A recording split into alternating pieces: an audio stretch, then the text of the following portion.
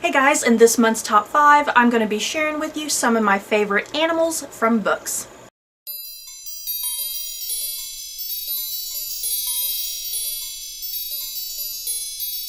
So, raise your hand if you're an animal lover like me. I love animals no matter what they are, whether they be large or small animals. Animals like cats and dogs, or animals like lions and bears. I don't care. I love all animals. All animals are great and adorable. And yeah, I definitely hate animal violence in books, that's for sure. But yeah, this month's top 5 is a celebration of all things animals and their adorableness. So I managed to find 5. I realized there were a lot more animals in books than I realized, so I might end up doing one of these videos in the future, because I had to leave out a couple animals, unfortunately. But yeah, this is my top 5.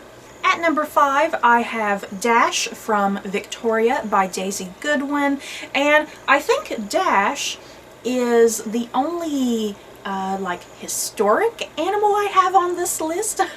Dash was a real animal during the reign of Queen Victoria, and if you can't tell, this book is about Queen Victoria, a young Queen Victoria, and she has a cute little cocker spaniel named Dash, and Dash is just the most sweetest and most adorable, and he is a true companion to Victoria, because what you find out at the start of this novel, and this is kind of historically accurate as well, young Victoria was really coddled, and she was overprotected, and just constant security around her, and she wasn't really allowed to go in or out or do anything. And yeah, Dash was a constant presence by her side, a true friend when she had no other friends.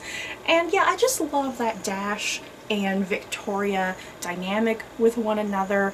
And yeah, there's just really adorable scenes in this book.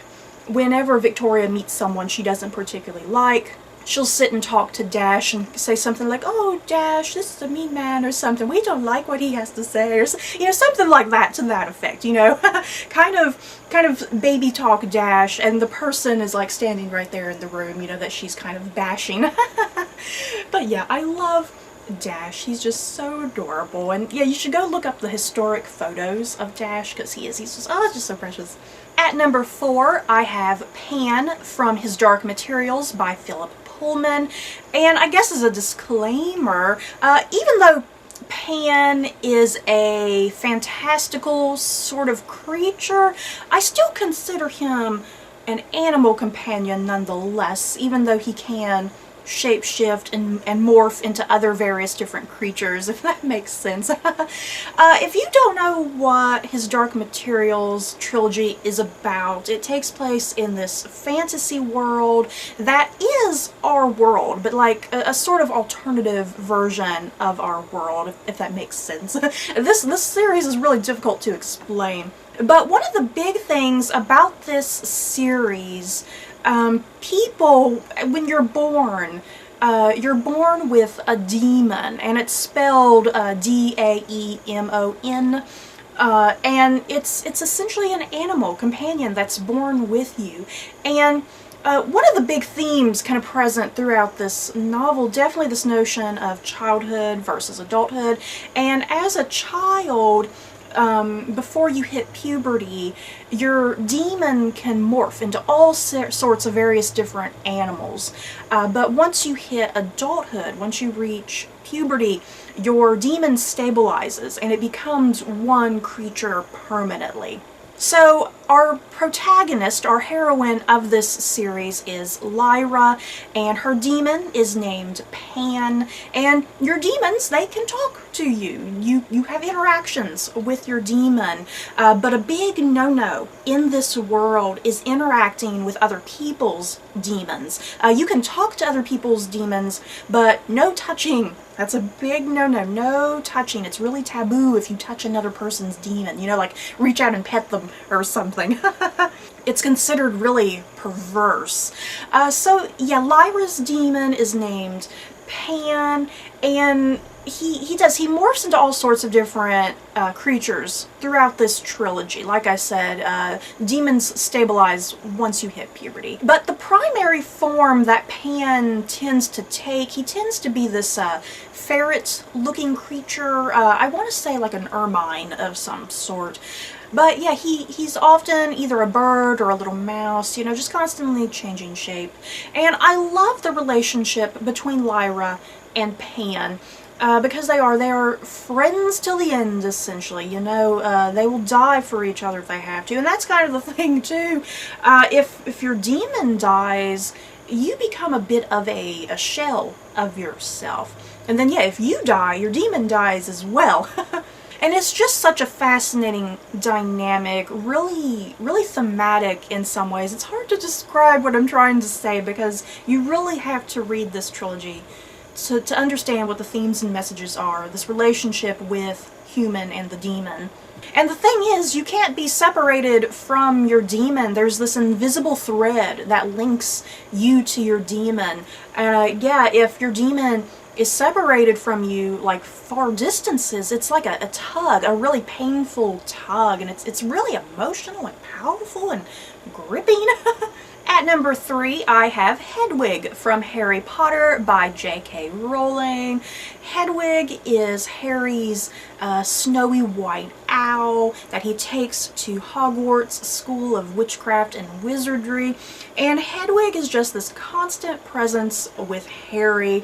They can't really even communicate with one another, you know, but there's still this bond and connection that the both of them know what each other is kind of thinking on some level. And yeah, Hedwig is just a really valuable companion and ally. Hedwig, you know, is a listening ear. Hedwig gets Harry his mail. Yeah, Hedwig is just the most adorable thing. And if you don't already know, when you do go to Hogwarts School of Witchcraft and Wizardry, it's required that you bring some sort of animal companion, whether that be a bird or a cat or a toad or a mouse of some sort, you know. So yeah, I always like to think, what would I bring to Hogwarts if I was a student? And I would like to say that I would like an owl, because owls are really practical. You know, the owls definitely come in a lot of use.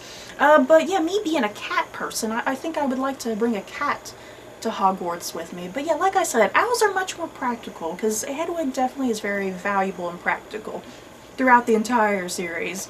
At number 2, I have Shiva from the Walking Dead series by Robert Kirkman. And Shiva is a tiger, yeah guys, and I do mean a real tiger, Shiva is first introduced in this large compendium that I have here, compendium number 3. I'm not quite sure the issue she first appears on, but the first time we're introduced to Shiva, we're first introduced to this community in this world known as the Kingdom. And yeah, if you don't already know about The Walking Dead takes place during a zombie apocalypse. So there's all these various different communities all over the place in this zombie apocalypse. So yeah, like I just said, there's a community known as the Kingdom, and it's very like medieval-esque, Game of Thrones-esque, the way that people talk and speak and their lifestyle, just very medieval. So the leader of this community, known as the Kingdom, it's this man named Ezekiel, and he calls himself King Ezekiel. And the way he causes intimidation when he's greeted with newcomers, he has this huge tiger by his side, and the tiger is named Shiva. She's all sorts of awesome and badass. But there is a little twist there to the story, because Shiva's not all bad. She may look frightening and she may have big huge teeth, but you do get this reveal that Shiva did come from a zoo, so in some ways she is domesticated, but when she needs to be fearsome, she can be. So yeah, I love the relationship between Ezekiel and Shiva. It's just something that came out of nowhere in this series. Just something like, what the hell? I cannot believe Robert Kirkman threw in a tiger.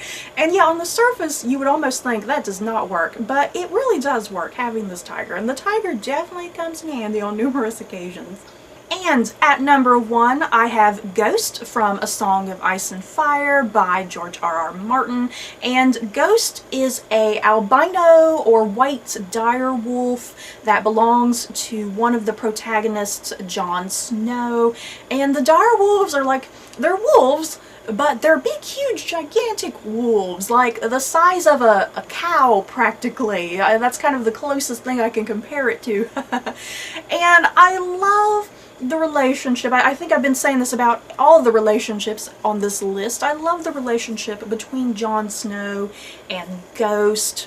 They really balance each other out. There's this equalness, weirdly enough, you know, even though there's, you know, human and animal. And what you need to know about Ghost, at the start of the very first book in this series, the Stark family, they come across this dead mother direwolf. She's been killed by a stag. So right there next to her body are all of these little direwolf puppies. They have nowhere to go. Their mother is dead. So the Stark family, they take all of these direwolves, and each child in the Stark family gets a direwolf. So you have Jon Snow, who is the bastard of the family. He has his own lengthy story going on there, you know, why he's a bastard in the family. If you're familiar with the series, you know, but I'm not going to get too much into it. But yeah, all of the Stark children get a direwolf, and then there's one direwolf left, and it's this white direwolf who's kind of the runt of the litter, and Jon Snow gets this direwolf, you know, kind of this symbolic thing, you know. The white direwolf is the runt. Jon Snow is considered the runt, or the bastard, if you will. So I love how that comes together, you know, something very symbolic about that, and strengthens that bond between Jon and Ghost. So yeah, the name Ghost, obviously perfect, since Ghost is a white direwolf. So cute and adorable. I love whenever Ghost is on the page. He's just so awesome and fearsome, but there's this gentleness behind the eyes, though. So yeah, you guys, that was it for my top 5 favorite animal companions, animal friends, if you will. And like I also said, so many animals in literature, I had to leave some out. But you guys, I'm definitely curious, what type of animals do you like in literature? What animals stand out to you? So that's it for this video. I hope you guys enjoyed. Don't forget to like, comment, and subscribe. And if you like this video, you may like these other videos. Bye, guys.